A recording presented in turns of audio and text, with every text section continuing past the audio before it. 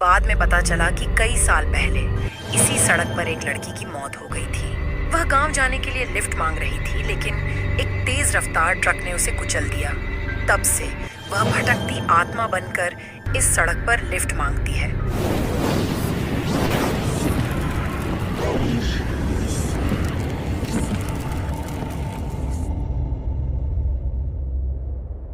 रात के 12 बज रहे थे। सुरेश अपनी कार से एक सुनसान हाईवे पर सफर कर रहा था।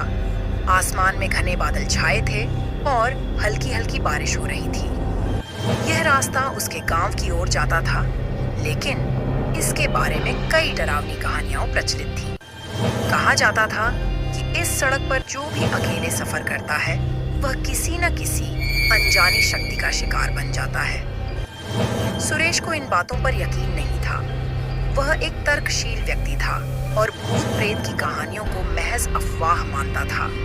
लेकिन जैसे जैसे वह आगे बढ़ता गया, उसे अजीबोगरीब घटनाएं महसूस होने लगी। लगभग 1 किलोमीटर चलने के बाद उसने सड़क किनारे एक लड़की को खड़ा देखा।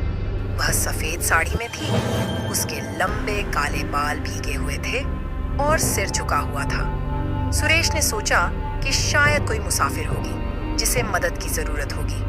उसने कार रोकी और खिड़की नीचे कर पूछा, आपको कहाँ जाना है? लड़की ने धीरे से सिर उठाया।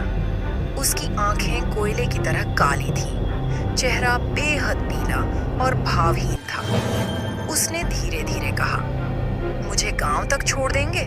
सुरेश को अजीब सा महसूस हुआ, लेकिन उसने सिर हिला दिया और दरवाजा खोल दिया।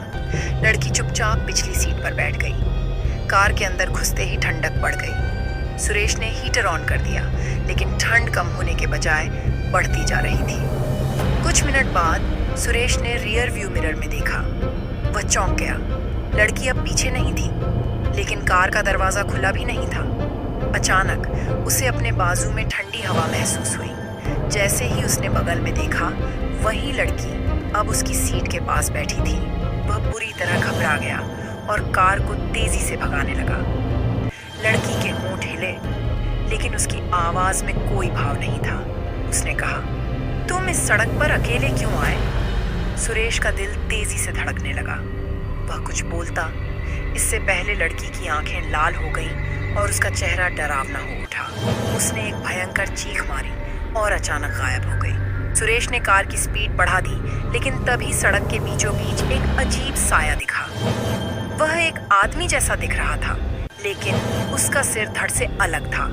सुरेश ने जोर से ब्रेक लगाया, लेकिन कार खिसकती चली गई और एक पेड़ से टकरा गई। उसकी आंखों के आगे अंधेरा छा गया। जब वह होश में आया तो वह अस्पताल में था। गांव वालों ने बताया कि वह एक भूतिया सड़क पर बेहोश मिला था। उसे रात भर कोई होश नहीं था। बाद में पता चला कि कई साल पहले इसी सड़क पर एक लड़की की मौत हो गई थी। वह गांव जाने के लिए लिफ्ट मांग रही थी, लेकिन एक तेज रफ्तार ट्रक ने उसे कुचल दिया।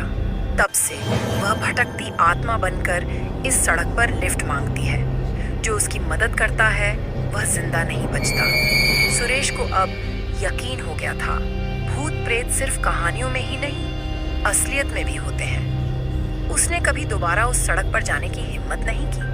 अभी भी कोई उस सड़क पर रात में सफर करता है तो वह अकेला नहीं होता। अगर अभी तक रिया स्टोरी चैनल को सब्सक्राइब नहीं किए हैं तो सब्सक्राइब जरूर कर लें।